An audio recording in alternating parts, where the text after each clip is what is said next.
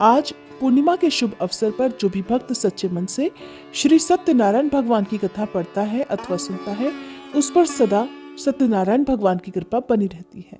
तो आज सुनिए श्री सत्यनारायण व्रत संपूर्ण कथा। ओम श्री गणेशाय नमः। श्री सत्यनारायण व्रत कथा प्रारंभ। पहला अध्याय। एक समय नैमिषारण्य तीर्थ में शौनक आदि सभी ऋषियों और मुनियों ने पुराण शास्त्र के वेत्ता श्री सूत जी महाराज से पूछा, हे महामुने, किस व्रत अथवा तपस्या से मनोवांछित फल प्राप्त होता है, उसे हम सब सुनना चाहते हैं। श्री सूत जी बोले, इसी प्रकार देवर्षि नारद जी के द्वारा भी पूछे जाने पर भगवान श्री कमलापति जी ने उनसे जैसा कहा था, मैं उसे कह रहा हूँ, आप लोग सावधान होकर सुनिए। एक समय योगी नारद जी लोगों के कल्याण की कामना से विविध लोकों में भ्रमण करते हुए पृथ्वी लोक में आए और यहाँ उन्होंने अपने कर्म फल के अनुसार नाना योनियों में उत्पन्न सभी प्राणियों को अनेक प्रकार के क्लेश दुख भोगते हुए देखा तथा किस उपाय से इनके दुखों का सुनिश्चित रूप से नाश हो सकता है, ऐसा मन में विचार करके वे विष्णु लोक को गए। वहां 4 भुजाओं वाले शंख चक्र गदा पद्म और वनमाला से विभूषित शुक्ल वर्ण भगवान श्री नारायण जी के दर्शन कर उन देवाधिदेव की वे स्तुति करने लगे।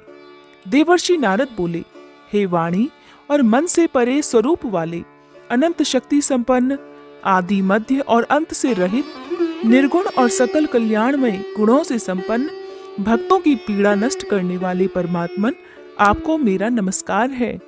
स्तुति सुनने के पश्चात भगवान श्री हरि ने देवर्षि नारद से कहा, महाभाग, आप किस प्रयोजन से यहाँ आए हैं, आपके मन में क्या है?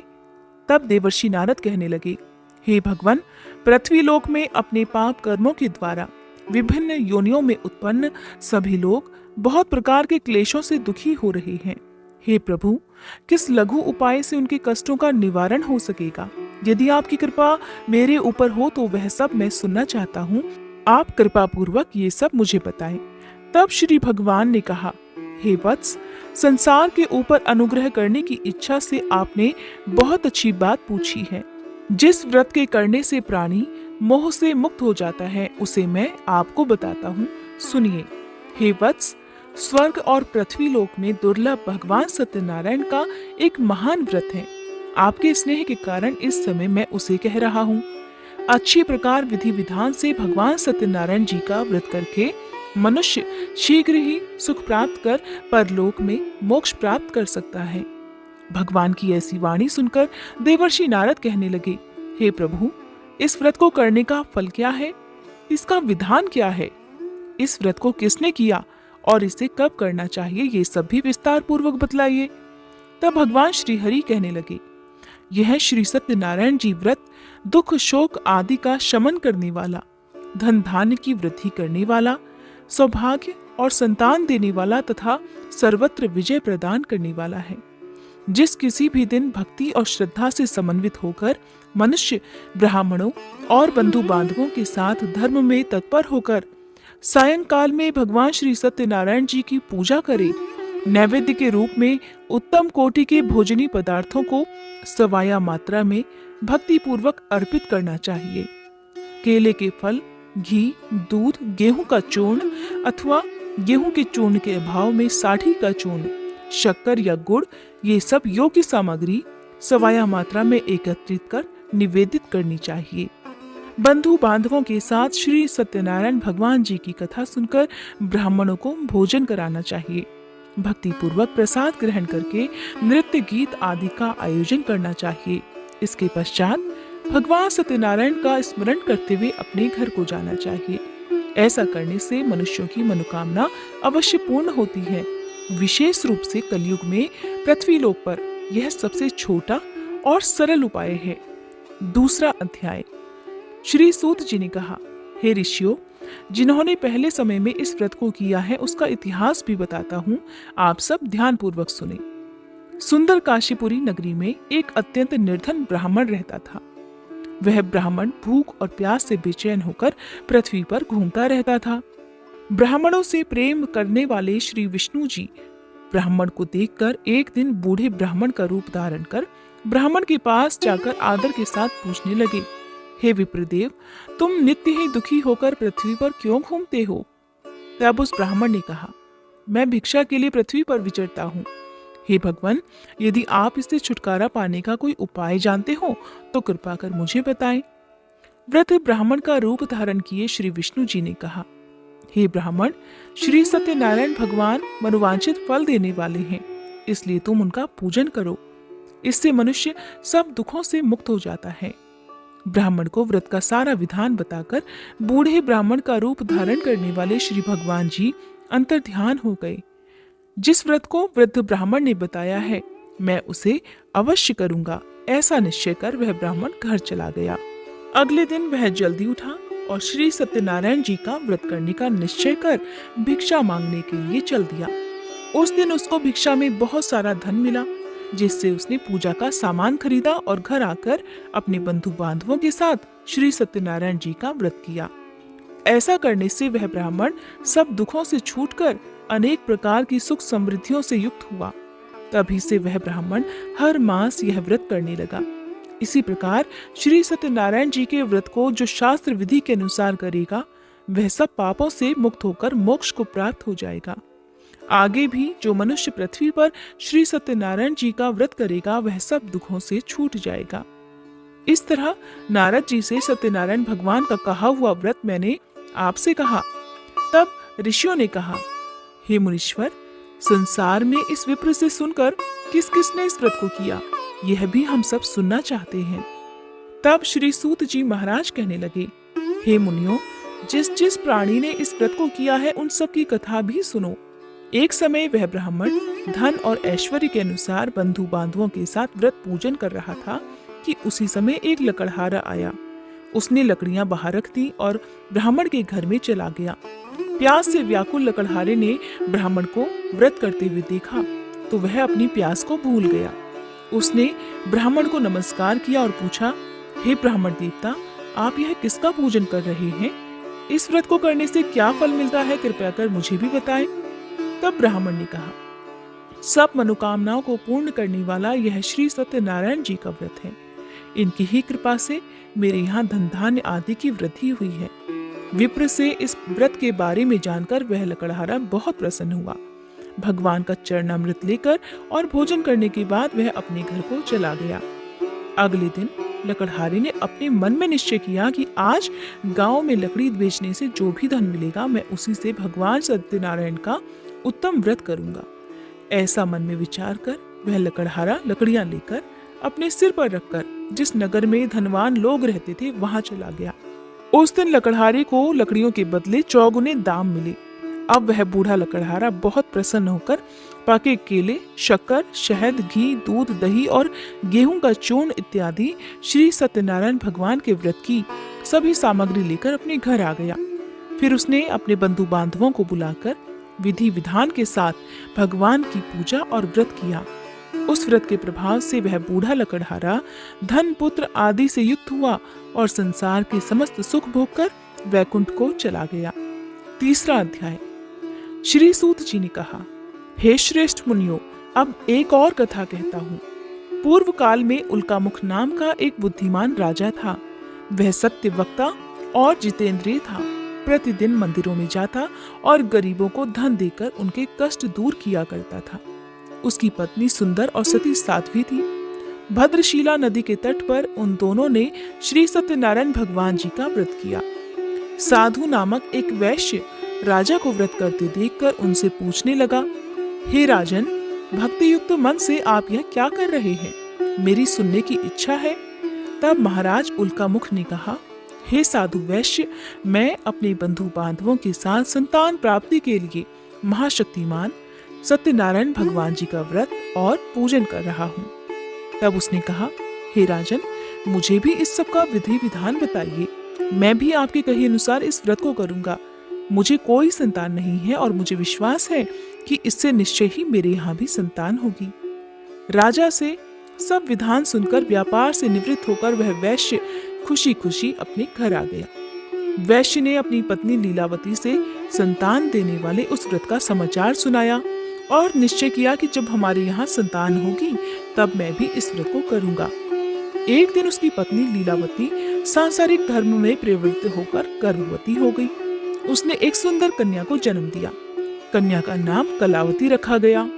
इसके बाद लीलावती ने अपने पति को याद दिलाया कि आपने जो भगवान का व्रत करने का संकल्प लिया था, अब आप उसे पूरा कीजिए। साधु वैश्य ने कहा, हे प्रिय, मैं कन्या के विवाह पर इस व्रत को अवश्य करूंगा। इस प्रकार अपनी पत्नी को आश्वासन देकर वह व्यापार करने चला गया। काफी दिनों के बाद वह लौटा तो उसने नगर में सखियों के साथ अपनी पुत्री को खेलते देखा। वैश्य ने तुरंत कलावती के लिए कोई सुयोग्य वर की तलाश की। कंचन नगर के एक सुयोग्य वणिक पुत्र से अपने बंधु बांधवों सहित प्रसन्न मन से अपनी पुत्री का विवाह उसके साथ कर दिया। वैश्य विवाह के समय भी सत्यनारायण भगवान का व्रत करना भूल गया। इस पर श्री सत्यनारायण भगवान की लीला हुई। अपने कार्य में कुशल साधु नामक वैश्य अपने जमाता सहित नाव को लेकर व्यापार करने के लिए समुद्र के समीप स्थित रत्नसारपुर नगर में गया। दोनों ससुर और जमाई राजा चंद्रकेतु के नगर में व्यापार करने लगे। एक दिन भगवान सत्यनारायण की माया से प्रेरित एक चोर राजा का धन चुराकर भागा जा रहा था। राजा के दूतों को अपने पीछे आते देखकर चोरों ने घबराकर राजा के धन को उनकी नाव में रखा और भाग गए, जहां ससुर और जमाई थे। राजा के दूतों ने जब धन को उनकी नाव में रखा देखा तो पकड़कर राजा के पास जाकर कहने लगे, महाराज, हम ये दो चोर पकड़ कर लाए हैं, आप आज्ञा दीजिए। राजा ने कारागार में डालने की आज्ञा दे दी। इस प्रकार राजा की आज्ञा से उनको कठिन कारावास में डाल दिया गया तथा उनका सारा धन भी ले लिया गया। सत्यनारायण भगवान जी की लीला के अनुसार साधु वैश्य की पत्नी लीलावती और पुत्री कलावती भी घर पर बहुत दुखी हुई। उनके घर में रखा हुआ सारा धन चोर चुरा कर ले गए। एक दिन शारीरिक और मानसिक पीड़ा से और भूख प्यास से अति दुखित होकर भोजन की चिंता में कलावती एक ब्राह्मण के घर गई। उसने श्री सत्यनारायण भगवान का व्रत होते देखा। उसने कथा सुनी और प्रसाद ग्रहण कर रात को घर आई। तब माता ने कलावती से पूछा, हे पुत्री, तू अब तक कहाँ रही और तेरे मन में क्या है? तब कलावती कहने लगी, हे माता, मैंने श्री सत्यनारायण भगवान का व्रत होते देखा है। तब कलावती के वचन सुनकर लीलावती ने सत्यनारायण भगवान जी के पूजन की तैयारी की। उसने परिवार और बंधु बांधवों सहित मिलकर श्री सत्यनारायण भगवान जी का पूजन और व्रत किया और मनोकामना मांगी कि मेरे पति और दामाद शीघ्र ही घर लौट आए। साथ ही उसने प्रार्थना भी की कि हे प्रभु, हम सबके अपराध क्षमा कीजिए। श्री सत्यनारायण भगवान जी इस व्रत से संतुष्ट हो गए। उन्होंने राजा चंद्रकेतु को स्वप्न में दर्शन देकर कहा, हे राजन, जिन दोनों वैश्यों को तुमने बंदी बना रखा है वे निर्दोष हैं, उन्हें प्रातः काल ही छोड़ देना। राजा से ऐसा कहकर भगवान अंतर्ध्यान हो गए। प्रातः काल राजा चंद्रकेतु ने सभा में सभी को अपना स्वप्न सुनाया और सैनिकों को आज्ञा दी कि दोनों को कारागार से मुक्त कर सभा में लाया जाए। दोनों ने आते ही राजा को प्रणाम किया। तब राजा उनसे कहने लगा, हे महानुभावों, तुम्हें अज्ञानतावश ऐसा दुख प्राप्त हुआ है, अब तुम्हें कोई भय नहीं है, अब तुम दोनों मुक्त हो। ऐसा कहकर राजा ने उन्हें नए नए वस्त्र आभूषण दिए और उनका जितना धन लिया था उसे दोगुना कर उन्हें आदर और सम्मान से विदा कर दिया। इस प्रकार दोनों वैश्य अपने घर को चल दिए। चौथा अध्याय। श्री सूत जी ने कहा, वैश्य और उसके जमाई ने मंगलाचार करके यात्रा आरंभ की और अपने नगर की ओर चल पड़े। थोड़ी ही दूर आगे बढ़े थे कि एक दंडी वेशधारी श्री भगवान जी उन्हें मिले और उनसे पूछने लगे, हे वैश्य, तेरी नाव में क्या है? अभिमानी वणिक हंसता हुआ कहने लगा, हे दंडी, आप क्यों पूछते हैं? क्या धन लेने की इच्छा है? मेरी नाव में तो बेल और पत्ते भरे हैं। वैश्य के कठोर वचन सुनकर दंडी रूप में भगवान ने कहा, तुम्हारा वचन सत्य हो। ऐसा कहकर वे वहां से कुछ दूर जाकर समुद्र के किनारे बैठ गए। दंडी महाराज के जाने के पश्चात वैश्य ने नित्य क्रिया से निवृत्त होने के बाद जब नाव को ऊंची उठी देखा तो बड़ी हैरानी हुई और नाव में बेलपत्ते आदि देखकर मूर्छित होकर जमीन पर गिर पड़ा। होश आने पर अत्यंत शोक प्रकट करने लगा। तब उसके जमाई ने कहा, पिताजी, आप शोक न करें, यह दंडी महाराज का ही श्राप है, अतः उनकी शरण में ही हमें चलना चाहिए, तभी हमारी मनोकामना पूरी हो सकेगी। जमाई के वचन सुनकर दंडी महाराज के पास पहुंचा और भक्तिभाव से उन्हें प्रणाम करके कहने लगा, हे प्रभु, मैंने जो आपसे असत्य वचन कहे थे उनके लिए मुझे क्षमा कर दीजिए। ऐसा कहकर वैश्य रोने लगा। तब दंडी भगवान बोले, हे वणिक पुत्र, मेरी आज्ञा से ही तुझे बार बार दुख प्राप्त हुआ है, क्योंकि तू मेरी पूजा से विमुख हुआ है।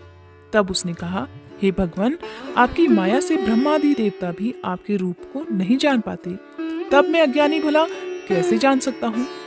आप प्रसन्न होइए, मैं अपनी सामर्थ्य के अनुसार आपकी पूजा करूंगा। कृपया मेरी रक्षा कीजिए और पहले के समान मेरी नौका को धन से भर दीजिए। उसके इस प्रकार भक्ति युक्त वचन सुनकर सत्यनारायण भगवान प्रसन्न हो गए और उसकी इच्छा अनुसार वरदान देकर अंतर्ध्यान हो गए। तब ससुर और जमाई दोनों ने नाव पर आकर देखा कि नाव तो धन से भरी हुई थी। फिर वह भगवान सत्यनारायण जी का पूजन कर अपने जमाई सहित अपने नगर की ओर चल पड़ा। जब वह अपने नगर के निकट पहुंचा, तब उसने एक दूत को अपने घर भेज दिया। दूत ने वैश्य के घर जाकर उसकी पत्नी को नमस्कार किया और कहने लगा, आपके पति अपने दामाद सहित इस नगर के समीप आ गए हैं। लीलावती और उसकी कन्या कलावती उस समय भगवान का पूजन कर रही थी। दूत का वचन सुनकर साधु की पत्नी ने बड़े हर्ष के साथ सत्यदेव का पूजन पूर्ण किया और अपनी पुत्री से कहने लगी, मैं अपने पति के दर्शन को जाती हूँ, तू भी पूजा समाप्त कर शीघ्र आ जाना। परंतु कलावती पूजन और प्रसाद छोड़कर जल्दी जल्दी अपने पति के दर्शन करने के लिए चली गई, परंतु उसको पति के दर्शन प्राप्त ही नहीं हुए। नौका को डूबा हुआ और कन्या को रोती हुई देखकर वैश्य दुखी होकर कहने लगा, हे प्रभु, मुझसे या मेरे परिवार से जो भूल हुई है उसे क्षमा कीजिए। इस प्रकार वह रोने लगा। उसके दीन वचन सुनकर सत्यनारायण भगवान फिर से प्रसन्न हो गए। तभी आकाशवाणी हुई, हे वैश्य, तेरी कन्या प्रसाद छोड़कर आई है, इसका पति इसी कारण अदृश्य हो गया है। अब यदि तेरी कन्या घर जाकर प्रसाद खाकर लौटे तो इसका पति इसे अवश्य मिल जाएगा। आकाशवाणी सुनकर कलावती ने घर पहुंचकर पूजन विधिवत समाप्त किया और प्रसाद ग्रहण करके अपने पति के दर्शन किए। तत्पश्चात वैश्य ने वहीं बंधु बांधवों सहित भगवान सत्यनारायण का विधि पूर्वक पूजन किया और वह इस लोक के सभी सुख भोगकर अंत में स्वर्गलोक को चला गया। 5वां अध्याय। श्री सूत जी ने आगे कहा, हे ऋषियों, मैं एक और कथा भी कहता हूँ। प्रजा पालन में लीन तुंगध्वज नाम का एक राजा रहा करता था। उसने भगवान सत्यनारायण का प्रसाद त्याग कर बहुत दुख पाया। एक समय राजा वन में वन्य पशुओं को मारकर बड़ के वृक्ष के नीचे आया। वहां उसने ग्वालों को भक्ति भाव से बंधु बांधवों सहित श्री सत्यनारायण जी का व्रत पूजन करते देखा, परंतु राजा ये सब देखकर भी अभिमानवश न तो वहां गया और न ही सत्यनारायण भगवान को प्रणाम किया। जब ग्वालों ने भगवान जी का प्रसाद उसके सामने रखा तो वह प्रसाद त्याग कर अपने नगर को चला गया। नगर में पहुंचकर उसने देखा कि उसका सब कुछ नष्ट हो गया है। वह समझ गया कि यह सब भगवान सत्यनारायण ने ही किया है। तब वह वापस उसी स्थान पर आया और ग्वालों के पास गया और विधि पूर्वक पूजन कर प्रसाद ग्रहण किया तो सत्यनारायण भगवान की कृपा से सब कुछ पहले जैसा ही हो गया और फिर वह सारे सुख भोग कर अंत में स्वर्गलोक को चला गया। जो मनुष्य इस परम दुर्लभ व्रत को करेगा, श्री सत्यनारायण भगवान की कृपा से उसे धन धान्य की प्राप्ति होगी। इस व्रत के प्रभाव से निर्धन धनी बंदी बंधन से मुक्त होकर निर्भय हो जाता है। संतानहीनों को संतान प्राप्ति होती है और सभी मनोरथ पूर्ण होकर अंत में वह वैकुंठ धाम को जाता है। जिन्होंने पहले इस व्रत को किया, अब उनके दूसरे जन्म की कथा भी सुनिए। शतानन नामक ब्राह्मण ने सुदामा के रूप में जन्म लेकर भगवान कृष्ण की भक्ति कर मोक्ष प्राप्त किया। उल्कामुख नाम के महाराज राजा दशरथ बने और श्री रंगनाथ जी का पूजन कर वैकुंठ को प्राप्त हुए। साधु नाम के वैश्य ने धर्मात्मा और सत्य प्रतिज्ञ राजा मोरध्वज बनकर अपने पुत्र को आरे से चीरकर मोक्ष को प्राप्त हुए। महाराज तुंगध्वज स्वयंभू मनु हुए। उन्होंने बहुत से लोगों को भगवान की भक्ति में लीन कर मोक्ष प्राप्त किया और वह लकड़हारा भील अपने अगले जन्म में गुह नामक निषाद राजा हुआ, जिसने भगवान श्री राम के चरणों की सेवा कर मोक्ष प्राप्त किया। कथा समाप्त। प्रेम से बोलिए श्री सत्यनारायण भगवान की जय।